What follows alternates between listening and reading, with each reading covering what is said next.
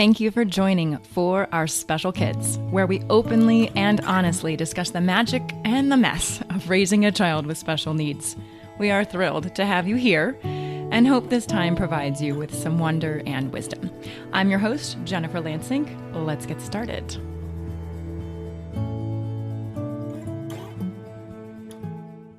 What a fun conversation you are about to hear between my friend Jolena and me. We talk about her experiences as a very open child and how her deceased great-grandmother came to visit her at bedtime. She opens up about how parents can better support their children if they are expressing that they're seeing spirits. We look at the power of words and intention and so many other things. So you'll certainly walk away with new ways to communicate with your children as a result of listening to this episode. Before we do jump into it, I did want to once again encourage moms of medically complex children to complete the Apricity Hope Project's application for the retreat I'll be speaking at in September. We have started planning the content, and we're really looking forward to working with you guys during this time. We'll be doing art therapy and yoga and sessions on finding joy and peace and love, better connection with yourself, meditation, breath work, and so much more. So my mom has even agreed to come and cook us some yummy meals. So yay, Mom. If you like the episode that we did called What's It Like? It was episode 21 from August of 2022. Then you'll get to meet her too. Remember, she used to be a pediatric hospice nurse, so she's pretty amazing. Anywhoots, head over to apricityhope.org, click Meet AHP, click Events, and then you can complete your application. And I'm so excited to see you there. One last thing, I was interviewed last week on Intuition Talks podcast. It was a really fun chat with Kristen. If you haven't gone over there to check their podcast out, please do. It's on all of your listening platforms. And once again, please, if you want to love, like, whatever, us, follow us, subscribe. I don't know what the right words are, but anytime you can give a review for any of our podcasts, it really helps other people find us. All right, on to the show. I'm so excited to introduce you to my guest today. She has been a friend of mine for a little over 2 years, and I'm just blessed to have her in my life. And so I'm thrilled that you guys get to meet her and feel her wonderful energy and spirit. So let me introduce you to Jolena. Jolena Long is a mother of 3, a medium, a past life regression facilitator, and a stained glass spirit artist. Her days are filled with finding new ways to create connections through creation. This means she creates connections with people and with things, all focused on enhancing the beauty within our world. As someone who has interacted with spirits from a very young age, Jolena is deeply passionate about helping others tap into their connection to the other side, whatever that means for them. She likes to think of herself as a creator of content, different from what we associate with a content creator. Jolena is on this earth to create a life of which the contents are truly rich and beautiful for herself and those whom she interacts with. In her spare time, she volunteers with CDA ACT, which is an organization that creates an opportunity for teens and adults with special needs to be a part of a fully produced musical theater production. So fun. I can't wait to dive into that. That's not even what we're supposed to be talking about today. So Jolena, thank you so much for joining me. Oh, thank you, Jen. I'm so excited to be here. Thank you. Well, it's so fun. Everyone's just going to love you. So I mentioned we've been friends for 2 years or so, and I just think the amount of ability you have is just incredible as a medium. And I throw in psychic there. I know you didn't, but you just did a reading for me yesterday. And it was like, oh no, there were some psychic hits on there. So throw that in for you. But from our chats, you've told me that you were very open as a child. Can you tell us a little bit more about what being open means to you and how that manifested for you when you were a child? Yeah. To me, I think that being open, first of all, it's never like an open or a closed. I think there's many layers to being open. But to me, it just means the ability to perceive things that are happening outside of just our physical plane. If we're standing there in front of each other and I drop a rock on my toe, you're perceiving that in a very physical way. Sure. But then we're stepping it up in a next level when we can perceive like emotions of people. And, the verbiage that we're most familiar with is an empath, somebody who can sense other people's emotions. But then it can go even further than that, where you are able to perceive energies sometimes of deceased people whose bodies are no longer with us, but their spirit, their essence is still very much present. And so to be wide open in the way that I experienced as a child, that meant for me that I was able to hear and see spirits. And that started at a really young age, really. And then around 7 or 8 is the really the earliest memory that I have of seeing spirits. Okay. So for everyone that's listening and they're like, oh my God. So, okay. So you saw spirits as a little child.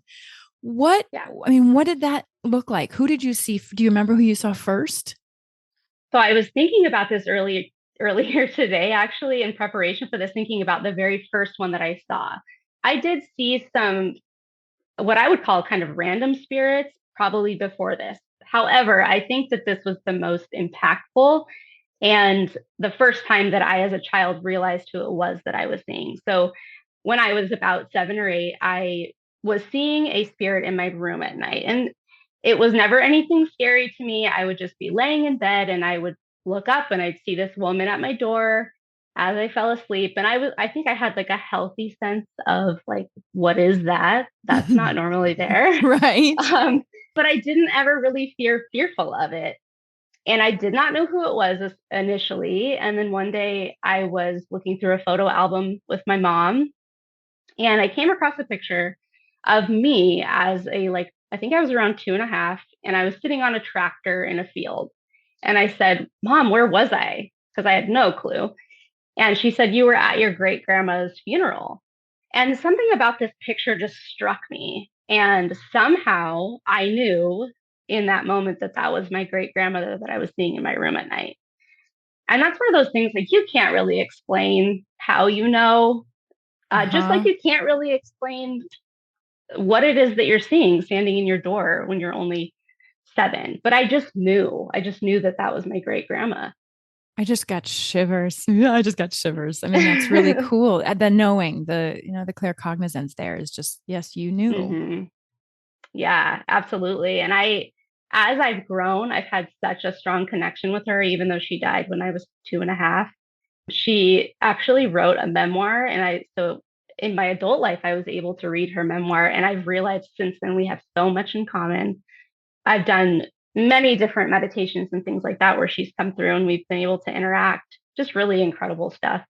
But reading the memoir, that physical proof of like, here is who you are, and here are all the ways that we are alike that really connect us beyond this additional way in which like I was seeing you as a child.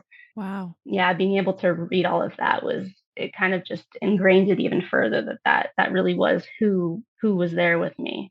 Well, and what a sweet thing for her to do. Nighttime is such a cuddly, warm time for most families. At least for me, I love cuddling with Teal before she goes to sleep, and just to think that she's checking in on you and wishing you good dreams, or maybe even waiting for you to go into dreams so that you could go with her. I know that is such a beautiful thought. In a sense, like you hear a lot about kids having experiences of being afraid at night, like seeing Mm-hmm. things or hearing things or just thinking something is there. And I'm really lucky to have had an experience like that that kind of propelled me into this. Someone came through that made me feel comforted. And Yeah. I feel really, really blessed to have that had been my experience. So that wasn't how it always was, because I do know from our conversations that you then, and open and close is a hard word. I want to almost say like shut it down or kind of pushed it down. So walk me through what happened from when you were 7 and 8, having those memories and feeling and wonderful things, and then to where you are today, because I know there was a pretty big transition there.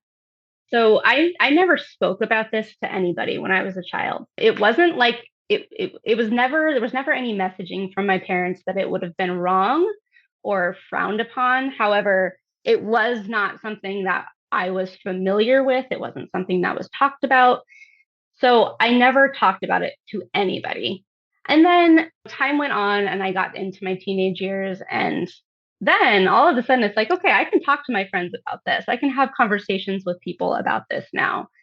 And that is when I started to kind of open up even more beyond just seeing my great grandma. I was opening myself up a lot more. And with that comes contact with other spirits that sometimes, you as a little baby medium aren't really ready for.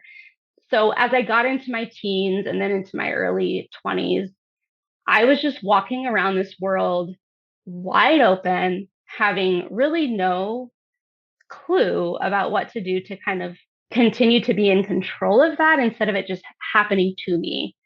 And so I did have some experiences that made me fearful of it. And more so, I wasn't afraid of what I was seeing. I was more so afraid of not being able to stay in control of it. There were many times where I did just completely shut it down and say, you know what? Nope, I can't see you right now. I don't know what to do. I don't know how to help you because I really always believed that if they were coming to me, I was supposed to be helping with something. And there was an experience where, I was kind of trying to get practice and a friend had asked me to read her. And when I did that, I started connecting with this man who was not connected to her. It was like I opened the floodgates and things just started coming through, right? Mm-hmm. And suddenly this man was coming through and I was seeing a lot of imagery and things like that that I just was not comfortable with. And again, back to my I'm here to help. Well, I wasn't sure how to help him. And I did not, like I said, I didn't talk to anybody really about this. I had no mentor. I wasn't well versed in exactly what to do to set boundaries for myself or anything like that. So when he was coming through and I wasn't able to help, I kind of just threw my hands up and I said, "Well, sorry, I can't help you. Go away. Right. Come again another day, or Yeah. don't. That'd be fine too." So I completely shut it down again. And then fast forward when I was 27, I lost my dad suddenly, very suddenly. And I remember feeling like, okay, I saw my great grandmother and she was passed. Does that mean that I can see my dad? And I had this really palpable fear that if I did try to contact him in that way, if I did try to see him, to speak with him, and it didn't work, that everything that I believed was wrong. Wow. And so I continued to be really afraid of it, afraid of the possibility that what I had experienced as a child wasn't true. And so it took a lot of like deep work to finally say, you know what? No, I have this ability. I really believe that there's a reason that I do. I should be using it. It was actually it was after he passed away. My middle daughter was only 4 months when he passed. And then when she was getting a little bit older, I was noticing that she would be in her room and she would be like laughing and she would be playing with something that I couldn't see. Mm-hmm. A toy would move across the floor and she would laugh. I mean, it was like really like getting into some really physical things. Wow. Again, I just knew. I was like, that's my dad. I mean, he was a jokester. He loved to make people laugh. And so when she started to kind of show signs of being able to see him, I was like, okay, I'm on board. Yeah. Talk to me. And so I started to be more proactive in opening up. I seeked out mentors that could help me learn the right way to do it, in a way that's going to make me feel safe, in a way that's going to make me really feel like I am helping. So let's go back to, well, okay, episode 46. So a couple of weeks ago, I believe, I interviewed Marin and she talked about raising spiritual children and how she uses words with her children to help them and to give them guidance and to help them feel safe and such. So you didn't have that. So now looking back, and I'm sure you probably talk about this with your kids now, or I guess that's an assumption, but why do you think it's so important looking back at your experience as to why parents can play such a huge role. Like, why is it so important for us to have these conversations with our kids, whether they're even expressing it like you didn't, whether or not they're expressing it or not? Research shows that a lot of kids up to the age of about 5 do experience things. They are wide open. They come into this world wide open.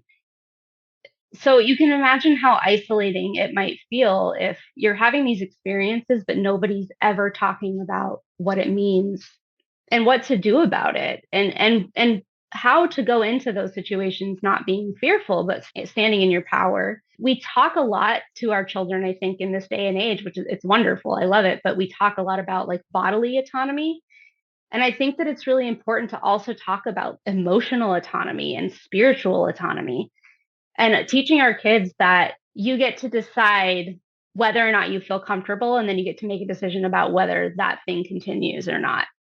We set physical boundaries. We tell them it's okay not to hug someone if you don't want to hug someone. It's okay to say stop. I remember getting tickled as a child and saying stop, stop, please, and they didn't stop. And that Mm-hmm. has changed a lot. But what a great thing to talk about emotional autonomy and spiritual autonomy. Wow, so good. Can you give me some examples? I mean, I think of like just setting boundaries, but what does that mean when you as a child, what would you have them do to set a boundary that helps them on a spiritual side? So the biggest thing that I've tried with my own kids is talking about these experiences, really, because that opens up a line of communication that might otherwise not be there. So just being able to set that example of I didn't always do this. It was when I started to open back up and become comfortable in my own skin with it. But I will talk about it. I will share my experiences of, say, seeing my grandmother as a child. So opening up that line of communication, because without that, there's never any conversation. So that, and also I think a big one is using our words to set intention from a really young age. Um, I with my son recently, and I do this with all of my kids, but when they need something and they don't know how to solve it for themselves, I like to try to teach them what to do, what they can say, the actions that they can take to affect their situation. And a lot of that is with their words. And so with my son, he's been worried about bad dreams lately. So I make up bad dream spells, and we'll say those before we go to bed. But just giving him knowing letting him know that the power is within him. He decides like, okay, bad dreams are not welcome here. Letting them understand that they have that power is a huge one, I think, personally. I think all parents are now wondering what your bad dream spells are. Oh, you want me to tell you? Yes. So the one we've been using lately is bad dreams can't come near, only good dreams welcome here. Oh. Well, Yeah. and from a witch perspective, spells have power because words have power. Exactly. And it doesn't matter what we call it. We could call it a spell, we could call it an intention, we can call it a prayer. I mean, it can be anything. But really, it's just solidifying that. Like, I have a voice, your kids have a voice, and they get to use that. They get to decide what their intention is, and they get to put it out into the world. And I think that that sets a great stage for if they do have experiences perceiving spirits. Sometimes it can be scary. Sometimes the spirit is not scary at all, but it's how they come to us that can be scary. So I think that just setting the stage of like, okay, if that's scary, you get to decide, I don't want to see that. You have to go now. Things like that. I don't see things outside of my person. Like, so I can see images, but I'm not like you. I don't have that. I don't see them outside of me. And it has happened once in my life. And I can still remember like every detail of it. I remember where I was. I remember who I had been with. I remember what the person looked like. I mean, and it scared the crap out of me. So I Mm-hmm. can't even imagine being a child and having something like that happen. Now, I haven't really talked about the whole connection. Like, so I know that Teal sees spirits. I have a feeling she is like you. She sees them because there are Mm-hmm. times when I know she's looking behind the rocking chair. I know she's interacting with somebody. Hmm. I try to honor that. And I do use my words as well, but, and I've talked about this a little bit on the show, is I know she's telepathic as well. So I know she can hear me telling them to go away, but Hmm. I also have been starting now to say it out loud so that she also realizes that you can do it in your mind, but you can also do it out loud. Putting it into physical form in a word actually has even more power than just thinking it. But if you have a child that is nonverbal, they can also just think it. And that works as well because the intention is behind there. Absolutely. And what I love about it is you give them these tools and then they can decide how to use it and what works best for them.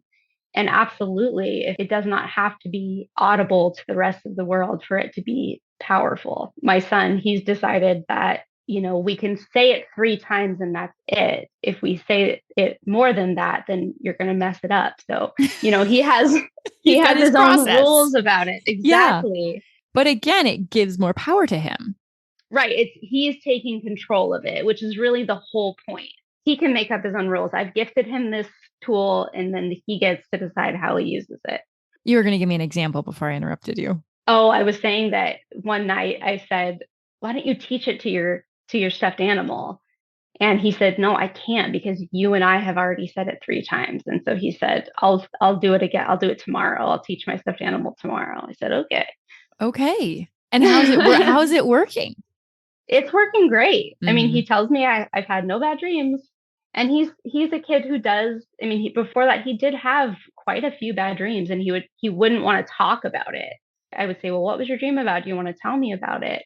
And he'd say, "No, it's too bad. I don't want to say it out loud." And then sometimes he would share, and my version of so bad is different from this 6 year old's version of so bad. But putting that control in his hands has really helped him. He's Mm-hmm. my telepathic child also. I think maybe we've talked about that, but he will read my mind literally in the silliest of ways. Like I can think to myself, "I really want a sparkling water right now." And then like he'll appear with a sparkling water. I mean, it's like silly stuff like that. So that's stuff though that I think all of us as parents, it's not silly because if you honor that, then it gives it more power and it if you just brush it off and you don't even say, I mean, did you ask him how did you know that I wanted what did he say? I did. He said it just came to my mind. And I Mm-hmm. said, "Okay, awesome. I love that." Yes. Did you connect it with I had just thought about it? Yeah, it Yeah. was Okay. immediate. I was out in the garage. I do stained glass out in the garage Mm-hmm. most of the time during the warmer months. And I was out there and I had gloves on, because I'm working. And so I couldn't just go to the fridge myself. We have a Mm-hmm. fridge out in the garage. So I couldn't just go grab it myself. And so I said, "Man, I really just need a sparkling water right now." And he came out from inside the house, came into the garage, went to the fridge, grabbed it for me, and said, "Here, mom." And I said, "How did you know I wanted that?" And he said, "I Yeah. don't know. It just popped into my head." That's I awesome. So said, "You're yeah. amazing." So Teal has these buddies at school that adore her and they're in fifth grade and Teal's in first grade and they give her stuffed animals and I mean she comes home with presents all the time from these two amazing little girls and I just had a knowing that one of them had a knowing like she was talking with Teal. I just knew that she was telepathically communicating with Teal and so I asked her mom. I said, "Is she telepathic?" Now, of course, I don't think that that's weird to have those conversations, but of course, she was a little bit like, "What?" And then I gave her some examples. I said, "Are there times when she just knows something that you've been thinking? Or Hmm. is there just a time that she acts upon something that you maybe needed?" And she said, "Well, yeah, that happens all the time." And I said, "She's most likely telepathic because you're thinking it and she's hearing it and Ah, she's acting on it." And I said, the reason I'm saying that is because she has such a beautiful connection with Teal. I said, Yeah. most people that have these really intense connections with my daughter are telepathic. Hmm. I mean, she was just blown away. And I said, so, the next time it happens that your daughter happens to read your mind per se, honor it and tell her that you really think that's cool. And she, I Was she may, just stunned? oh my God, I probably ruined the whole family. But at the same time, if we don't, like you said, if we don't talk about it, it doesn't become normal. And I wouldn't ever want some ability like that to be scary for someone like it was for you. And then you had to shut it off and then you had to work to get it back again and to feel Yeah. comfortable with it again. So let's look at protection. Now, I know a lot of people have different concepts of, do you actually have to protect yourself? Do you actually have to Hmm. protect your kids? Is it drawing it in? Are you manifesting it because you're saying you need protection? What are your thoughts on that? And how have you worked that in with your children? So I know that different people have very different ideas of what is necessary as far as protection goes. I like to think that at this point in my life, I have really ingrained that protection into who I am. I have a very clear boundary at this point of what I'm capable of giving, especially right now in my life because I have kids, right? I can't just walk around solving all the spirits' problems, right? Right. Again, it's about the power of what you say and whether it's through your words or telepathically. But my biggest form of protection is saying, I can't do that right now. Or right now, I'm with my kid. And really quick, before going into something that I really want to be present for, saying to whoever's listening, this is what I'm doing right now. I'm busy right now. Kind of like putting a Do not disturb sign. yeah, exactly. I always go into everything that I do, whether it be a regression session, a mediumship session. I always go into it with the intention, and I say this out loud or in my mind, but I'll say, whatever comes through, let it be something to help this person. Because that's why I do this work. I literally can't think of any reason why I would do it if it was not to help facilitate healing, help facilitate people being able to live in a way that's really authentic to who they are and what they're meant to do in this world. So that's my biggest thing, and I think that that has to do with protection. I'm saying I'm clearly stating before going into any of that work that whatever comes through, whatever happens, whatever messages, they are coming through in order to help this person. Right. I didn't really answer your question, sorry, about how that works with the kids. But you're modeling it. Modeling it for sure. Things like doing the bad dream spell, or my daughter had really bad night terrors when she was younger. And kind of the same thing. We would always go to bedtime setting that intention of, I'm not available for anything scary tonight. I don't want to see it. I don't want to hear it, that kind of thing. Right. And just modeling that for them and then encouraging them to use their voice. As you were talking about, I'm not available right now, or this is my time with my children, or no, do not disturb. Okay. All of those things are really good for all of us to say to other people as well. Mm-hmm.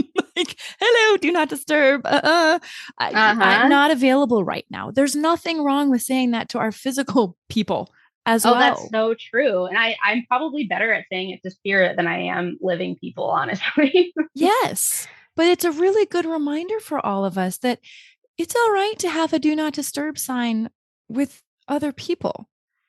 Absolutely. We only have so much to give. And if we're constantly giving our energy out, then we have nothing left. And that Right. goes for real people in our real physical world or spirit.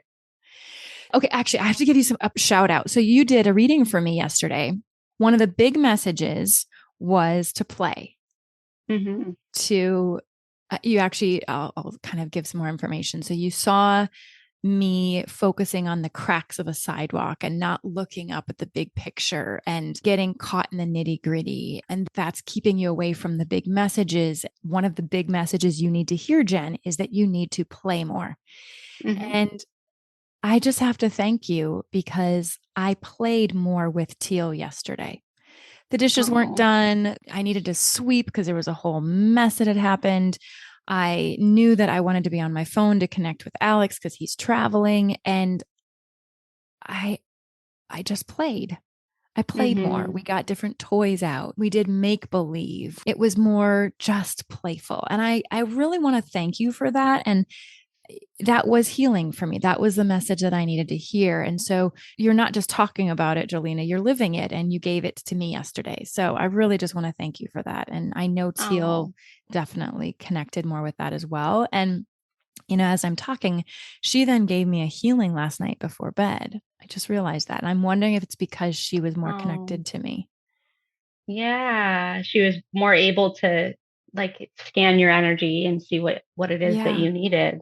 Yeah, she totally did. It kind of freaked me out a little bit. I was like, yep. Ah! She knew where I have some weird pain that's coming in and I don't know what it's from. And she went right to it yesterday with her hands and like Wow. swiped it away and like opened her arms and hugged me and then let me go and then swiped it away again. And it wasn't like a swatting swipe. It was like a very intentional pulling something away. So thank you for Oh, that because I think when we play more with our children, we're energetically connecting with them. absolutely. And then they're better able to show their true powers and show what they have because they're connected. So thank you for that. Just Oh, I'm so glad. She is such magic. She really is. I she love is that. magic. She is Yeah. magic. So, would you talk with me a little bit about this incredible community musical theater stuff that you're doing? I know it's completely diverging, but I think it would be so cool for people to hear what you're doing because I didn't even know it was an option. I didn't even know something like this was happening. Oh man, it's so incredible. So I volunteer with an organization called CDA ACT. And I actually, my very first job out of high school was working for a theater similar to this, whose mission is really to open up an opportunity for young adults and teenagers to be part of theater in a way that is, not sparing any cost. There's nothing that is less than about this theater than if a kid or a young adult were to go to any other community theater. It gives young adults and teenagers the opportunity to be part of theater in a fully produced show. I volunteer as a shadow actor.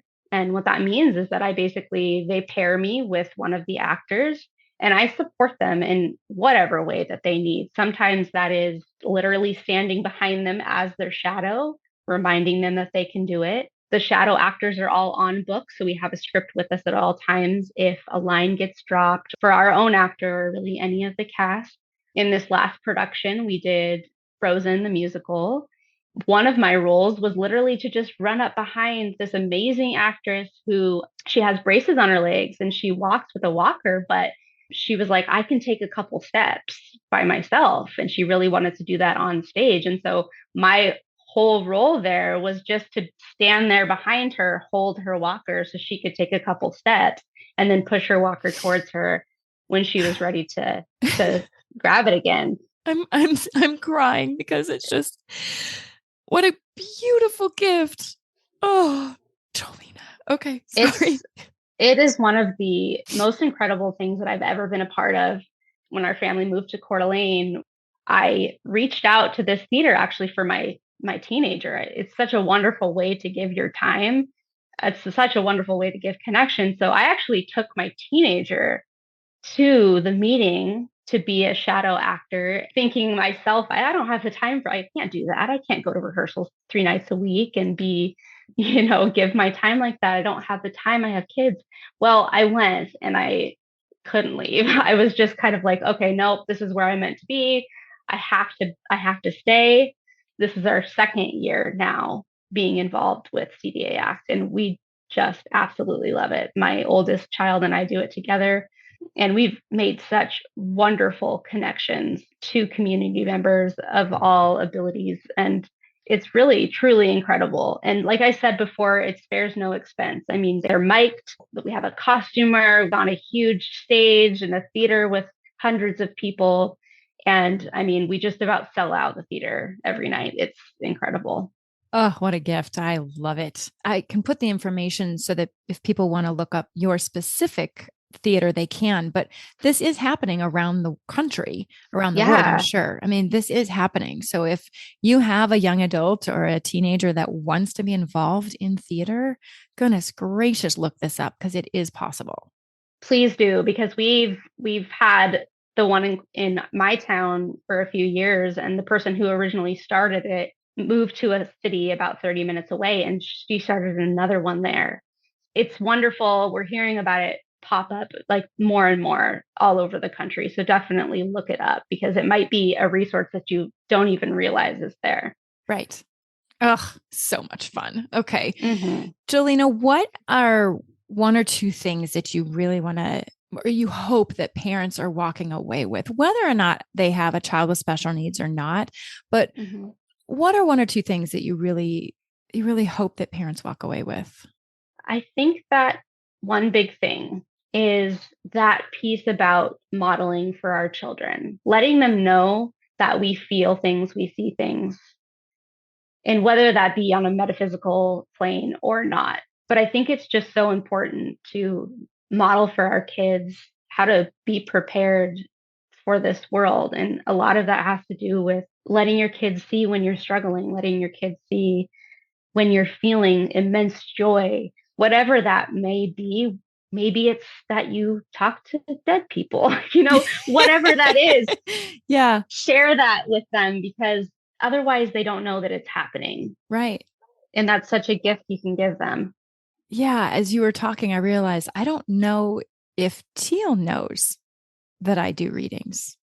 Well, I'm sure she I know. does, Well, I mean, whether or not exactly. you've told Okay, her. that's a really good point. Okay, Yeah. you're like, hello, she's Teal. Yeah. She's the reason you're doing readings, Jen. But Right. thank you for that. Thank you. Teal's probably in the other room, like rolling her eyes right now. She's like, oh, my mother. Right. But Like you uh, underestimated yeah, me. exactly. But my mom talks about flybys, and Mm. she will say, oh yeah, grandma, she refers to, it's Teal's great grandmother and it's my grandmother, but she'll say, oh yeah, grandma just did a flyby, or she's been doing No. more flybys. And so it doesn't have to be all, oh, I just saw grandmother. No. And my mom doesn't see her, she just feels her. And Mm-hmm. so she'll just say, oh yeah, grandma just did a flyby. So that's a Yeah. fun way to use it as well, just a lighter way of talking about it. But I think you're so right. Absolutely. And I think just never stop talking about people who have passed on in your Yes. kids' lives because I think it's really powerful from a young age for them to realize that that connection is still there. And if they wanted to engage with it, they can. If we never talk about it, then they don't know. No. Yeah. Unless they do, unless they're seeing spirits in their bedroom at night. Right. But then they need to have an outlet to talk about it too. Yes, absolutely. And then not freaking out on them as an adult if they do share something like that.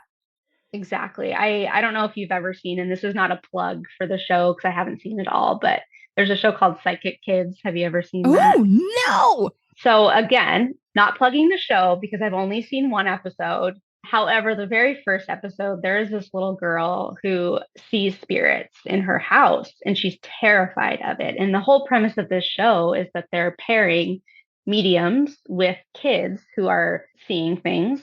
And it's giving the children like a mentor from a really young age. And in the specific episode that I watched, I got to see this little girl be given the opportunity to have a mentor when she was only, I think, around like 8 years old. And I'm thinking, oh my, I mean, I cried because I was like, Yeah. if I would have had that, if I would have had somebody saying to me, like, this is how you protect yourself, this is how you feel safe. She taught her how to ground, she taught her how to kind of create a protection bubble over herself. And I was just, I mean, like, again, I cried because I was like, that's such an incredible gift that that little girl has. And she was so confident at the end of it.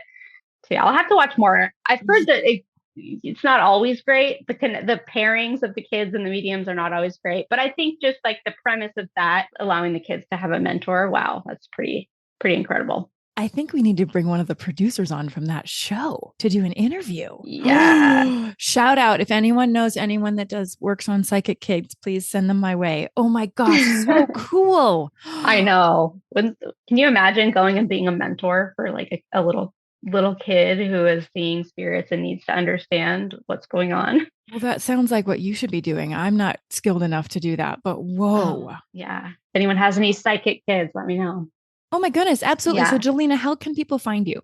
I have a website. It's called Make Well Alchemy, Makewell alchemy.com. And then you can find my stained glass works. We didn't talk a whole lot about that, but you can find No. my stained glass at Jolie May Art Co. on Etsy is where I have my shop. So And that's Joliemae, correct? yes. Yes. Okay, let's talk about that really quick, just because it's really cool. I have one of your amazing stained glasses in my car, and it just makes me so happy. So, talk with me about Spirit Art stained glass. If you're not familiar with, I know you are, Jen, but if the listeners aren't familiar with what spirit art is, it's essentially channeled art. So what I do is when I go into a spirit art session, I am connecting. So say it was you, Jen, I'm connecting with you, and then I'm asking your spirit team to come in. And I'm saying, okay, tell me about what Jen needs. Tell me about kind of what she might be struggling with. Tell me about some guides that are around her, helping her through this lifetime. And throughout that session, throughout that connection, I end up drawing up a stained glass pattern. And then from that, I actually create the stained glass and I mail it off to you so that you can hang it in your home. Along with that, I give an explanation of the reading that I did, what messages came through from your spirit team. And what I love about it is, first of all, stained glass is such a beautiful art. I love how it plays with the light in the room. So I feel like it's almost like a living art in some way because it's constantly changing. Yeah. But it's like a visual reminder of wwhatever it is that your specific spirit team want you to be thinking about or want to encourage you with. Will you do one for teal? I'll go to Etsy and Yes, do it. Cause I mean, yes. oh, I can't even imagine what you would see for her. Okay. I'll send you money. Okay, okay. Oh my gosh, I love it. Okay. We'll put all of that information in the show notes so people can find you. Just incredible. I hope you guys all just feel the joy that Jolena has because I was so excited to have you on here and just you're such a beautiful person. So thank you. Thank you. I have Oh, one question for you that we end all of our episodes with, and that is what is one word you would use to describe a child with special needs? oh man, it's hard to say just one word, but I think that I'll choose teacher. Hmm. I think that they are teachers Yeah. in so many ways. Thank you. Yeah. It's been such a pleasure. You too, Jen. Thank you. Thank you so much for joining us today. I hope you found one or two meaningful nuggets of information to make your day better. If you think there's value in what we do, please take a moment to tell another friend, family member, or a caregiver. We'd love to hear from you at forourspecialkids@gmail.com. You can send in a question, a comment, a topic that you'd like to learn more about, or if you'd like us to highlight a certain person, please send that information to us. It makes our show so much better and so much more valuable for you. Our Facebook and Instagram handle is For Our Special Kids. And finally, remember to witness the wonder and the wisdom within yourself and others. Until next time.